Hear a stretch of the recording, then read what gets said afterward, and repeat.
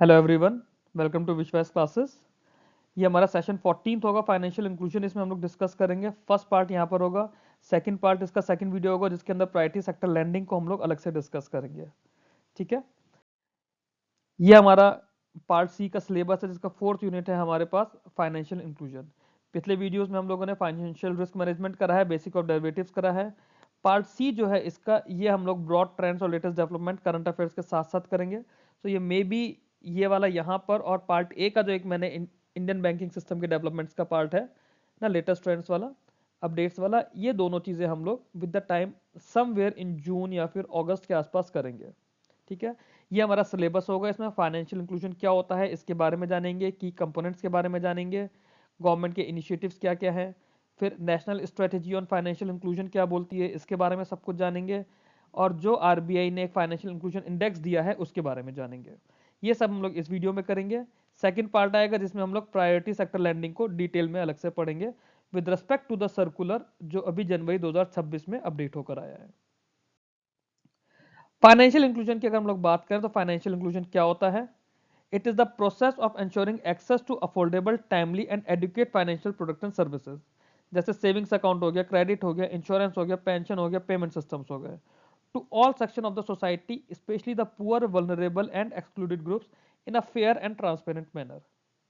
ठीक है, तो जो भी हमारी फाइनेंशियल सर्विसेज हैं, फाइनेंशियल प्रोडक्ट एंड सर्विसेज हैं, लोगों को जोड़ना, बेसिकली जो अनबैंक्ड रूरल सेक्टर है, क्योंकि अर्बन एरियाज में तो फिर भी काफी हद तक इंप्रूवमेंट है, रूरल सेक्टर में बहुत बड़ा सेक्टर अभी भी ऐसा है जहां पे फाइनेंशियल इंक्लूजन की नीड है। तो उन्हें सेविंग्स अकाउंट से जोड़ना ताकि वो सेविंग्स कर पाए, उन्हें क्रेडिट फैसिलिटीज प्रोवाइड कराना, जैसे जनधन खाते के थ्रू ओवरड्राफ्ट दिया जा रहा है, इंश्योरेंस की फैसिलिटीज देना जैसे जीवन ज्योति बीमा योजना है, सुरक्षा बीमा योजना है, पेंशन फैसिलिटीज देना जैसे प्रधानमंत्री किसान मानधन योजना हो गई। तो ये सब कुछ हमारा फाइनेंशियल इंक्लूजन का पार्ट होता है। पेमेंट सिस्टम से जोड़ना जैसे यूपीआई के थ्रू या फिर डिजिटल पेमेंट्स के थ्रू हम लोग ग्रो कर रहे हैं। ऑब्जेक्टिव सिर्फ एक्सेस नहीं है, effective use of financial services है जिससे उनका लाइवलीहुड बढ़े, पॉवर्टी कम हो और इंक्लूसिव इकोनॉमिक ग्रोथ में उन्हें इंक्लूड किया जा सके। ऑब्जेक्टिव्स क्या है फाइनेंशियल इंक्लूजन के? Provide universal access to basic banking services, है ना, जिससे उनका सेविंग्स बढ़ेगा, एसेट क्रिएशन होगा लो इनकम हाउस होल्ड्स में, फॉर्मल क्रेडिट सिस्टम से वो लोग जुड़ पाएंगे, उन्हें अफोर्डेबल कॉस्ट पे फॉर्मल क्रेडिट सिस्टम मिलेगा, reduce dependence on informal money lender, जो ये फालतू के पैसा देने वाले लोग होते हैं जो बहुत ज़्यादा रेट्स पर देते हैं, वो डिपेंडेंस उनकी कम हो जाए। Enhance financial literacy and consumer protection, support inclusive and sustainable economic growth. ये हमारा ऑब्जेक्टिव है फाइनेंशियल इंक्लूजन का। ठीक है, फाइनेंशियल इंक्लूजन के की कंपोनेंट्स की बात करें तो पहला कंपोनेंट है access to basic banking services, access to credit, insurance और risk management, pension and long term savings, financial literacy और consumer protection. Basic banking services में हम लोग बात करें तो क्या क्या होता है? सेविंग्स और डिपॉजिट अकाउंट्स होते हैं, रेमिटेंस पेमेंट फैसिलिटीज होती है, ATM, mobile banking, bank branches, इनका एक्सेस मिलना चाहिए। ये है हमारा पहला कंपोनेंट जो कि है access to banking services. Access to credit component की हम लोग बात करें तो स्मॉल वैल्यू लोन चाहिए होते हैं एग्रीकल्चर के लिए, एमएसएमईज के लिए, एसएचजीज के लिए, इंडिविजुअल्स को, और कोलेट्रल फ्री लोन्स पे और प्रायोरिटी सेक्टर लैंडिंग पर फोकस किया गया है। इंश्योरेंस में बात करें तो life insurance, health insurance, crop insurance, accidental insurance, या फिर जो हेल्थ रिलेटेड शॉक्स है, इनकम लॉसेज हैं, उसके अगेंस्ट प्रोटेक्शन करना, ये इंश्योरेंस और रिस्क मैनेजमेंट का पार्ट आ जाता है। Pension and life, pension and long term savings के अंदर हमारी ओल्ड एज इनकम सिक्योरिटी हो जाती है। अनऑर्गेनाइज सेक्टर के जो वर्कर्स हैं उन्हें इसमें कवर किया गया है। ठीक है, फाइनेंशियल लिटरेसी और कंज्यूमर प्रोटेक्शन के अंदर क्या है? जो हमारा फाइनेंशियल प्रोडक्ट्स है उसके लिए अवेयरनेस दी जाती है, राइट्स एंड रिस्पॉन्सिबिलिटीज बताई जाती हैं, prevention of miss selling, fraud and unfair practices. ये कुछ चीजें हैं जो हमारा इसका पार्ट होता है। ठीक है, अब फाइनेंशियल इंक्लूजन के लिए अगर हम लोग इंस्टीट्यूशनल फ्रेमवर्क की यहाँ पे बात करें तो हमारे पास क्या होता है? इंडिया में फाइनेंशियल इंक्लूजन एक कोर पब्लिक पॉलिसी ऑब्जेक्टिव है। ठीक है, एम क्या है? Ensuring universal access to formal financial services. Overall framework क्या है? इंस्टीट्यूशन लेड है, रेगुलेटरी सपोर्टेड है और टेक्नोलॉजी इनेबल्ड है। तो तीन चीजें इसके अंदर आ गई फ्रेमवर्क में, इंस्टीट्यूशन लेड है, रेगुलेटरी सपोर्टेड है और टेक्नोलॉजी इनेबल्ड है। तो प्राइमरी रेस्पॉन्सिबिलिटी किसके साथ है? रिजर्व बैंक ऑफ इंडिया के पास है, which works in close coordination with government of India, scheduled commercial banks, RRBs, cooperative bank, NBFCs, MFIs and fintech entities. तो आरबीआई का काम है कि गवर्नमेंट के साथ डील, कि मतलब गवर्नमेंट के साथ मिलके और इन सारी एंटिटीज के साथ मिलके, जो हमारे इंस्टीट्यूशंस है ना, इनके साथ मिलके फाइनेंशियल इंक्लूजन को प्रमोट करें। और आरबीआई ही इसमें रेगुलेटरी और सुपरवाइजरी फ्रेमवर्क देता है। And government supports inclusion through flagship schemes, physical support and digital public infrastructure. जब सब कुछ एक साथ ये मिलता है, गवर्नमेंट के इनिशिएटिव्स, आरबीआई के इनिशिएटिव्स, तो यहाँ पे पीएसएल सॉरी यहाँ पे फाइनेंशियल इंक्लूजन को करना, लोगों को फाइनेंशियल सिस्टम से जोड़ना ईजी हो जाता है। ठीक, आगे चलते हैं।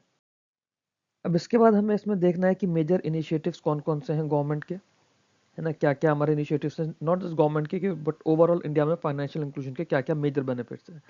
सबसे इंपॉर्टेंट है हमारा प्रधानमंत्री जन धन योजना। क्यों? क्योंकि ये हमारा national mission on financial inclusion भी जाना जाता है, national mission on financial inclusion. ये भी हम लोग प्रधानमंत्री जन धन योजना, इसको हम लोग डिटेल में पढ़ते हैं अपने गवर्नमेंट स्कीम्स के वीडियो में। ऑलरेडी इसका एक पुराना वीडियो अपलोड किया हुआ है मैंने, जो इंटरव्यू के लिए अपलोड किया था, आईबीपीएस इंटरव्यू की प्लेलिस्ट में आपको मिल जाएगा। अदरवाइज डिटेल में हम गवर्नमेंट स्कीम्स के अंदर इसको करेंगे अलग से। नेक्स्ट इसमें हम लोग बात करते हैं प्रायोरिटी सेक्टर लैंडिंग की। प्रायोरिटी सेक्टर लैंडिंग इसी वीडियो में सेकंड पार्ट जो आएगा इसी टॉपिक का, detailed video priority sector landing का स्टेप बाय स्टेप हमने बताया है वहाँ पे। ओवरऑल बात करें तो प्रायोरिटी सेक्टर लैंडिंग क्या होता है कि बैंकों को अपने एएनबीसी होता है एडजस्टेड नेट बैंक क्रेडिट, अपने लोन्स का एक तरह से, है ना, मोटे मोटे तौर पे हम इसे लोन्स मान लेते हैं, बट जब भी लिखेंगे हम एएनबीसी वर्ड का यूज करेंगे।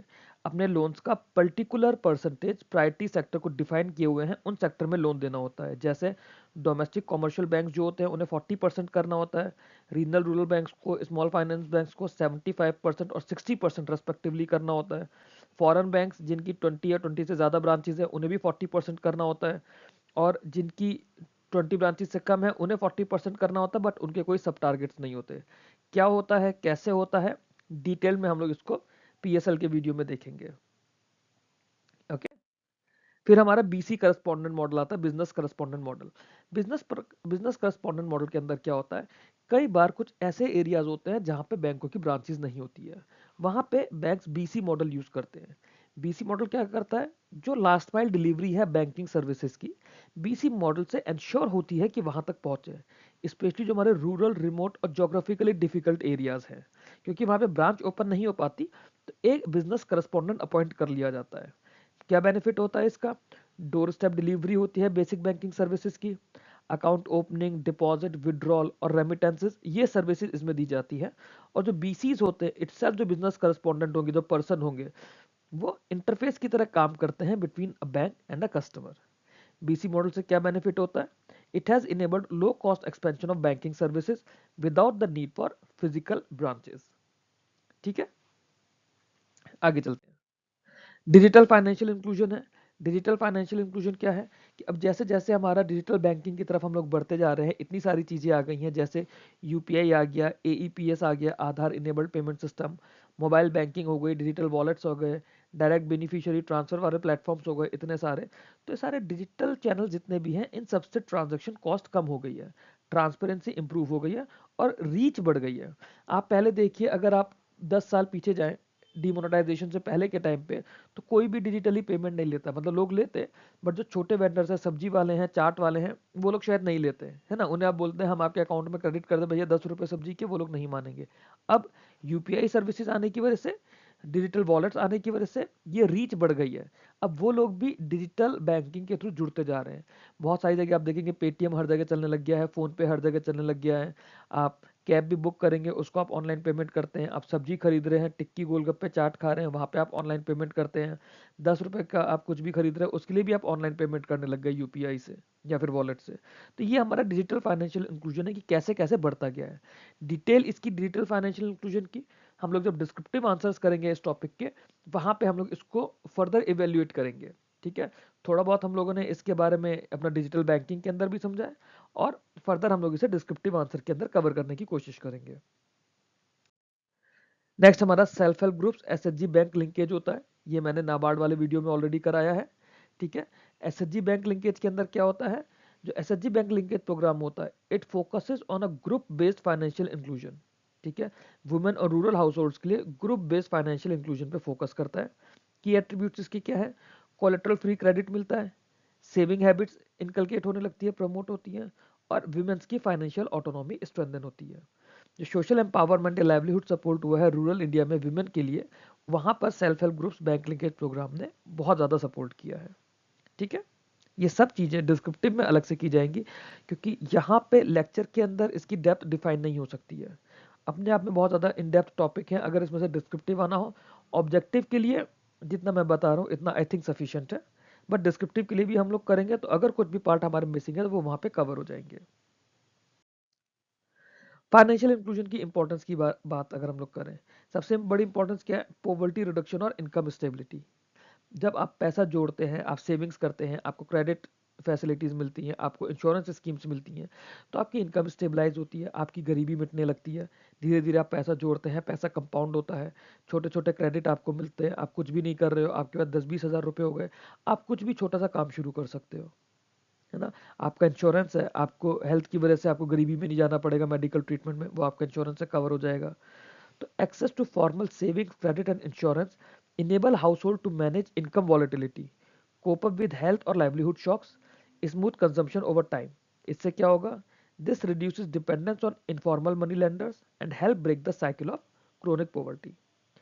Inclusive economic growth, financial inclusion से जब छोटी छोटी सेविंग्स मोबिलाइज होने लग जाएंगी, है ना, और बहुत ज़्यादा बड़े पॉपुलेशन से वो आएंगी, तो उस पैसे को बैंक्स के थ्रू फर्दर प्रोडक्टिव यूज में लिया जा सकता है, इन्वेस्टमेंट्स में लिया जा सकता है।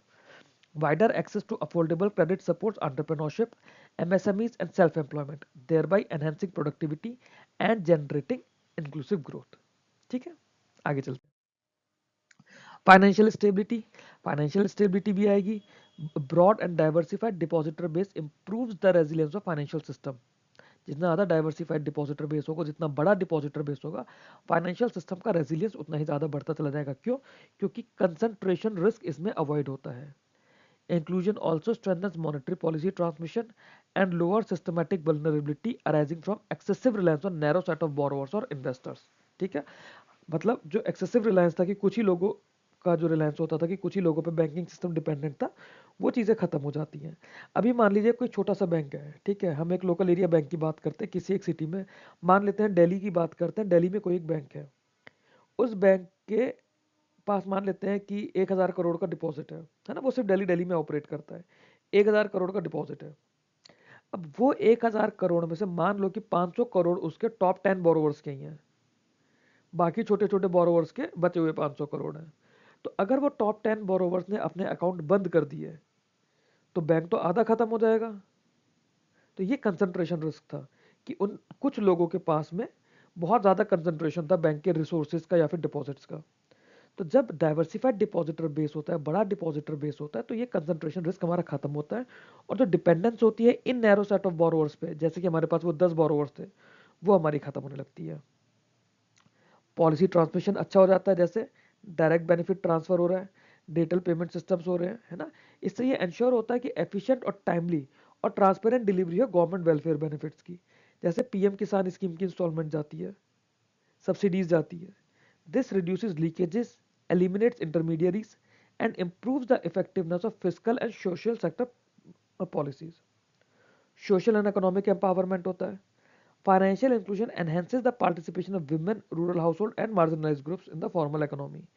Access to bank accounts, credit, and insurance promotes financial autonomy, economic dignity, and social inclusion. ठीक है, आगे चलते हैं। चैलेंजेस क्या क्या है फाइनेंशियल इंक्लूजन में? चैलेंजेस बहुत ज़्यादा ज़रूरी है हमें समझना। आपके एग्जाम में फाइनेंशियल इंक्लूजन एक्सप्लेन करने के साथ साथ उसके चैलेंजेस को भी डिस्क्रिप्टिव की फॉर्म में पूछा जा सकता है। अब क्या क्या चैलेंजेस हैं? लो फाइनेंशियल लिटरेसी एंड अवेयरनेस, ये बहुत बड़ा एक चैलेंज है। लिमिटेड अंडरस्टैंडिंग है फाइनेंशियल प्रोडक्ट्स की, डिजिटल प्लेटफॉर्म्स की, कंज्यूमर राइट्स की, जिसकी वजह से जो अकाउंट्स है वो अंडर यूटिलाइज्ड है और मिस सेलिंग और फ्रॉड के चांसेस ज़्यादा हो जाते हैं। डिजिटल डिवाइड और कनेक्टिविटी इश्यूज भी है। डिजिटल इंफ्रास्ट्रक्चर कई जगह प्रॉपर हमारे पास नहीं है, पुअर इंटरनेट कनेक्टिविटी है, लिमिटेड एक्सेस है स्मार्टफोन्स के लिए। इसमें जब हम डिजिटल इंफ्रास्ट्रक्चर की बात करते हैं तो इसमें बहुत इंपॉर्टेंट काम रिसेंटली हुआ है, दैट इज आरआरबी अमेलगमेशन या फिर आरआरबी मर्जर जो हुए हैं। उसमें मर्जर के पीछे की चीज़ों में एक चीज़ ये भी थी कि कैसे छोटे छोटे आरआरबीज मिलके बड़ा आरआरबी बनेंगे, तो इंफ्रास्ट्रक्चर प्रॉपर जाएगा, specially digital infrastructure. Internet connectivity उन बैंक्स में ब्रांचेस में अच्छी हो पाएगी। डॉर्मेंट और इनएक्टिव अकाउंट, हमारे पास बहुत ज़्यादा अकाउंट्स ऐसे हैं जो डॉर्मेंट है। Large number of basic savings account remain inactive due to irregular income, lack of trust and absence of suitable financial product align with users need. इसी चीज़ों को दूर करने के लिए हमारे पास आरआरबीज का कॉन्सेप्ट आया था कि वो उस पर्टिकुलर रीजन बेस पर काम कर सकें। ठीक है, आगे चलते हैं। इनफॉर्मल एम्प्लॉयमेंट और इरेगुलर इनकम्स, ये भी एक बहुत बड़ा इशू है फाइनेंशियल इंक्लूजन में कि हाई डिपेंडेंस है इनफॉर्मल एम्प्लॉयमेंट पे। हम मेट्रो सिटीज़ की अर्बन एरियाज़ की बात नहीं कर रहे हैं, हम रिमोट एरियाज़ में बात कर रहे हैं, जंगल वाले एरियाज़ की बात कर रहे हैं, ट्राइबल एरियाज़ की बात कर रहे हैं, जो दूर दराज के गाँव होते हैं वहाँ की बात कर रहे हैं। वहाँ पर इनफॉर्मल एम्प्लॉयमेंट ज़्यादा है, इरेगुलर इनकम्स है। तो जब आपके पास प्रॉपरली इनकम सोर्सेज ही नहीं होंगे, आप बैंक अकाउंट नहीं चला पाओगे, आप बैंक में पैसा जमा नहीं करोगे, आपके पास अनस्टेबल कैश फ्लोज हैं जिसकी वजह से ये दिक्कतें आती हैं। ट्रस्ट डेफिसिट और इंस्टीट्यूशनल बैरियर्स होते हैं इसमें। Past experiences, fear of documentation requirements, perceived complexity of formal institutions, जो सोच के ही लगता है।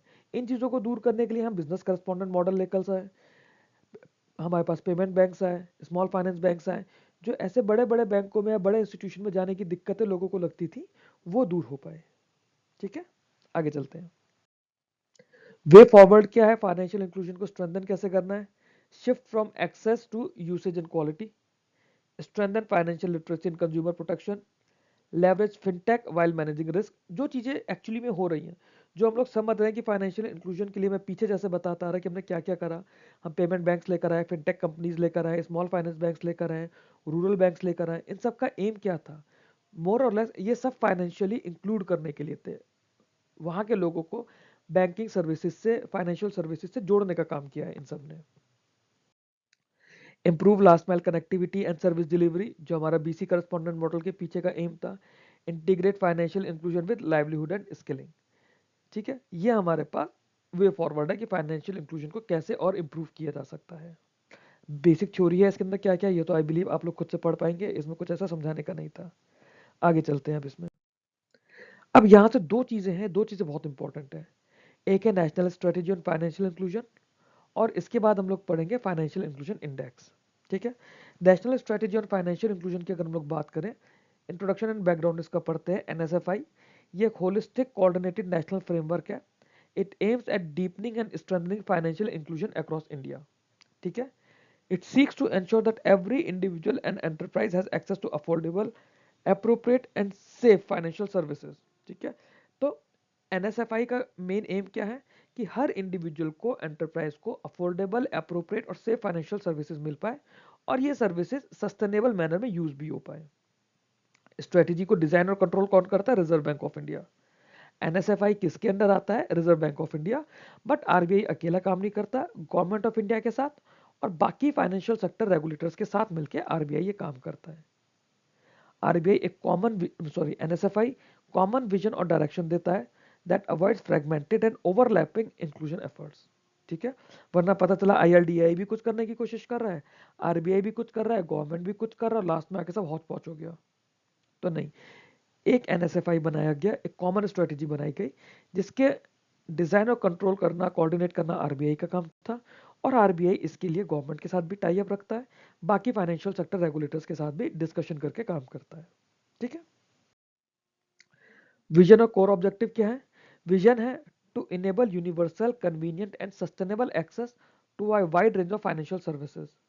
इसके अंदर फाइनेंशियल लिटरेसी प्रोवाइड करनी है, डिजिटल इनोवेशन करना है, कंज्यूमर प्रोटेक्शन करना है, thereby promoting inclusive and resilient economic growth. Core objectives इसके क्या क्या हुए? Ensure universal access to basic banking and payment services, improve usage and quality of financial products, expand access to credit, insurance and pension services, strengthen financial literacy and awareness, ensure consumer protection and grievance redressal, promote safe and responsible digital financial inclusion. ये इसके core objectives हो गए। इसमें I don't think कुछ भी ऐसा समझाने का है। कुछ आप लोगों को लगता है कि मैं नहीं समझा पा रहा हूं, आपको समझाने की नीड है, उसका स्क्रीनशॉट लेकर मुझे आप टेलीग्राम पर पूछ सकते हैं।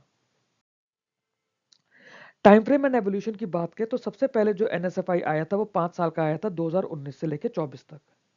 2023 में इसे रिवाइज किया गया और जो प्रेजेंट एनएसएफआई चल रहा है वो 2023 से 28 का चल रहा है। इसके अंदर क्या अपडेट किए गए हैं? यूसेज ओवर मियर एक्सेस, ठीक है, पहले तो था कि बैंकिंग सर्विसेज का एक्सेस होना चाहिए, फिर हमें समझ आया कि सिर्फ एक्सेस से कुछ नहीं होगा, बैंकिंग सर्विसेज जब मिली है तो उसे यूज भी करना है। क्वालिटी ऑफ सर्विस, अगर आप फाइनेंशियल सर्विसेज दे रहे हो तो उनकी क्वालिटी अच्छी होनी चाहिए। इसमें डिजिटल इंक्लूजन को भी हमने इंक्लूड करा, डिजिटल इंक्लूजन एंड रेजिलियंस, और इस सब के साथ साथ consumer protection and financial wellbeing. ठीक है, जो अपडेटेड हमारी नेशनल स्ट्रेटेजी है, ये अपडेटेड एनएसएफआई जो है, it reflects maturing stage of financial inclusion in India where account ownership is high but effective usage remains a challenge. तो अभी भी यूसेज हमारे लिए एक चैलेंज बना हुआ है। ठीक है, आगे देखते हैं इसमें क्या है। की पिलर्स क्या है national strategy of financial inclusion के। अब इसमें बहुत सारे पिलर्स है। सबसे पहला है एक्सेस टू फाइनेंशियल सर्विसेज। ठीक है, this pillar focus on ensuring universal and equitable access to formal financial services. इसमें कुछ ऐसा समझाने का मुझे दिख नहीं रहा है ना। अब एक्सेस टू फाइनेंशियल सर्विसेज के की कंपोनेंट्स क्या है? यूनिवर्सल एक्सेस होना चाहिए बेसिक सेविंग्स बैंक अकाउंट्स का। लास्ट माइल इंफ्रास्ट्रक्चर का एक्सपेंशन होना चाहिए, जिसमें बीसी मॉडल्स आ गए, एटीएम्स आ गए, ब्रांचेस आ गई। जो रूरल सेमी अर्बन और रिमोट एरियाज है वहां पे पेमेंट एक्सेस को स्ट्रेंथन करना पड़ेगा। इससे क्या होगा, जो फिजिकल और इंस्टीट्यूशनल बैरियर्स हैं जिस वजह से ब्रांचेस नहीं ओपन हो पा रही हैं या फिर बैंक नहीं पहुंच पा रहे हैं, वो दूर होंगे। And ensure that no eligible individual और enterprise remain excluded from the formal financial system. ठीक, सेकेंड पिलर क्या है? Usage and quality of financial services. ये भी जरूरी है, सिर्फ access alone is insufficient. Second pillar इसको बोलता है कि रेगुलर यूसेज भी होना चाहिए, और जो फाइनेंशियल प्रोडक्ट्स हैं वो मास के या क्राउड के हिसाब से, रीजन के हिसाब से सूटेबल होने चाहिए। की कंपोनेंट्स इसके क्या है? Encouraging active use of bank accounts and digital payments, designing products align with customer needs, जैसे छोटे लोन्स हो गए, माइक्रो इंश्योरेंस हो गया, फ्लेक्सिबल सेविंग्स हो गई, वो सब। Improving service quality and turn around time, तो ये इसका सेकंड पिलर हो गया। पर्पस क्या है कि इसमें फाइनेंशियल इंक्लूजन को सिर्फ फॉर्मल एनरोलमेंट से हटा के हमें मीनिंगफुल एंगेजमेंट और टेंजिबल बेनिफिट्स देने हैं यूजर्स को। लोगों को सिर्फ जोड़ना नहीं है, वी हैव टू एंश्योर कि वो लोग जुड़ने के बाद उन सर्विसेज को यूज भी करें।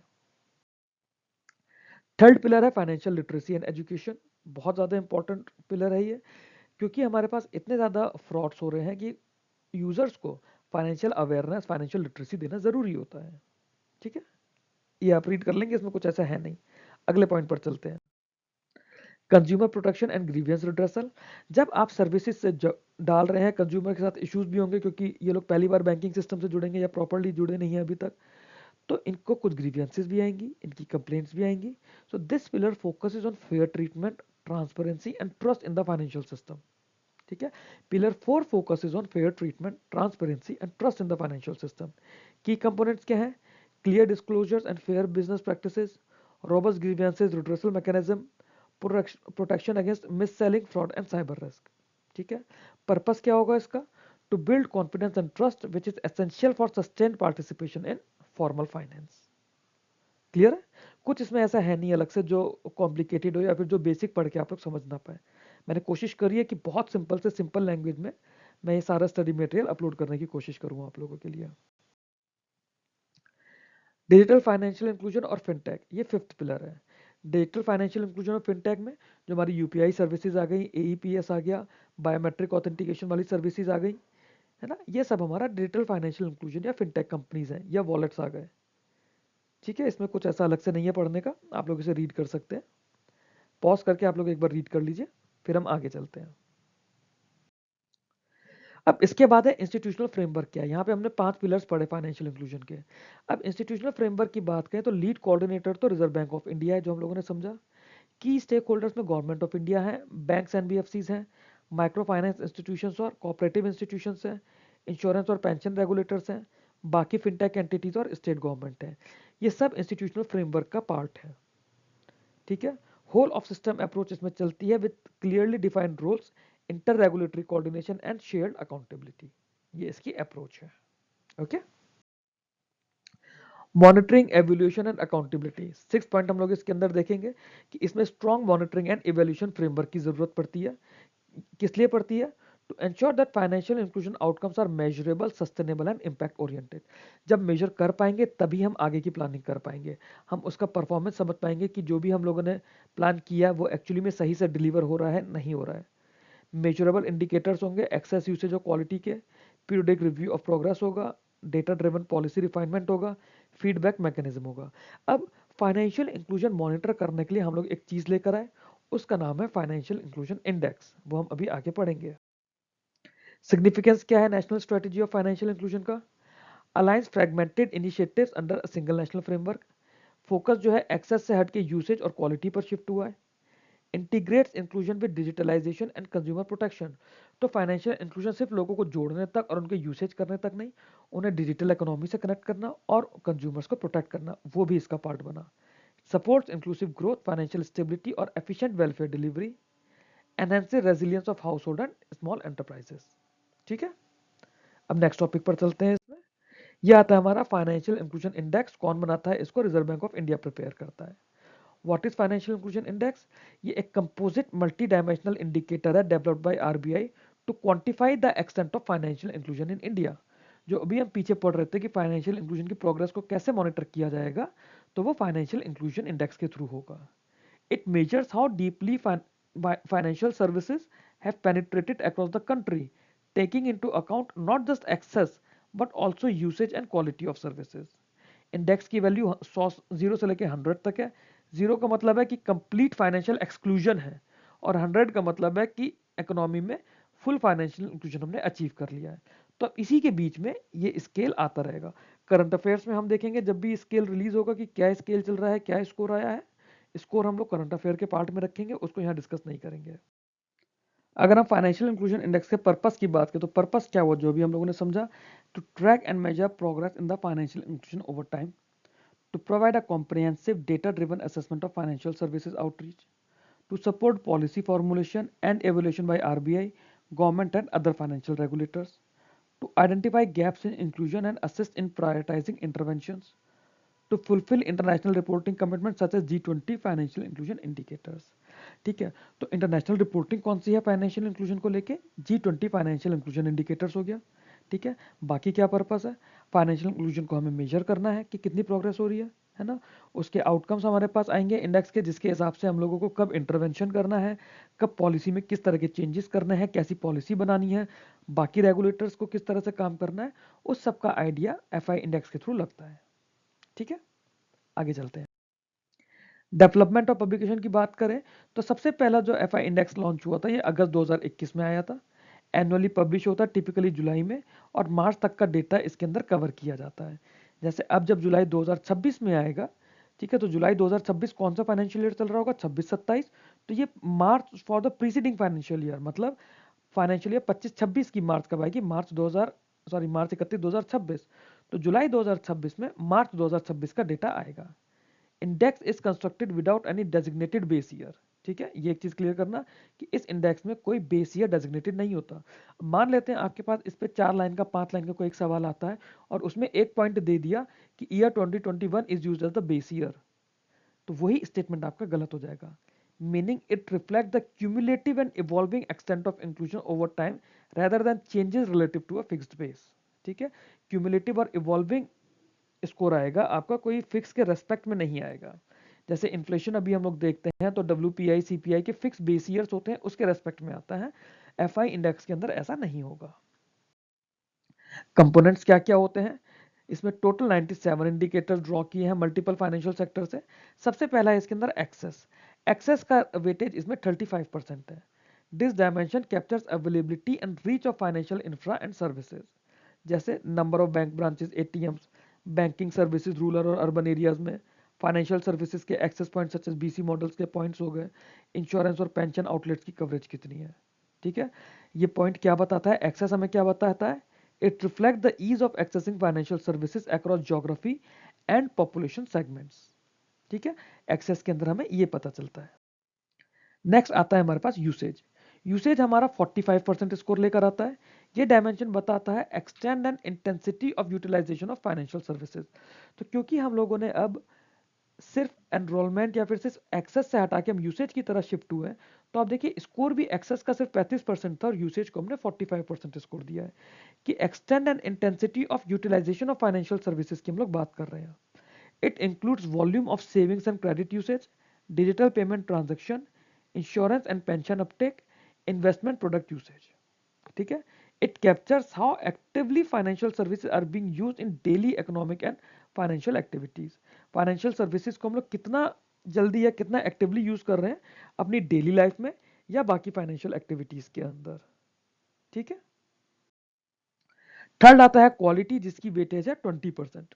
क्वालिटी की वेटेज यहाँ पे हम लोगों ने 20% रखी है. This dimension evaluates the quality and responsiveness of financial services.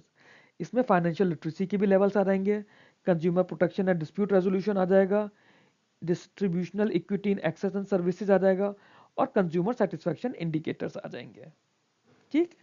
Next इसमें आता है हमारा इंटरप्रिटेशन ऑफ इंडेक्स स्कोर. अब जो फाइनेंशियल इंडेक्स का स्कोर है उसको इंटरप्रेट कैसे करना है. हायर एफआई इंडेक्स स्कोर का मतलब है कि फाइनेंशियल इंक्लूजन ज्यादा है. जितना ज्यादा स्कोर उतना ज्यादा फाइनेंशियल इंक्लूजन. जैसे हमने समझा था 0 का मतलब कुछ भी नहीं है और 100 का मतलब कंप्लीट हो गया है.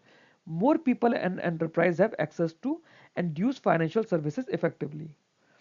Improving trend signifies progress towards a more inclusive financial ecosystem. ठीक है. स्टैग्नेंट या डिक्लाइनिंग स्कोर का क्या मतलब पता चलता है कि कुछ जगह हमें पॉलिसी फोकस की नीड है. लेटेस्ट अवेलेबल डेटा जो मार्च 25 2025 का था वो 67 आया था और मार्च 24 का आया था 64.2. तो यहाँ पे हमें ये ग्रोथ देखने को मिली है.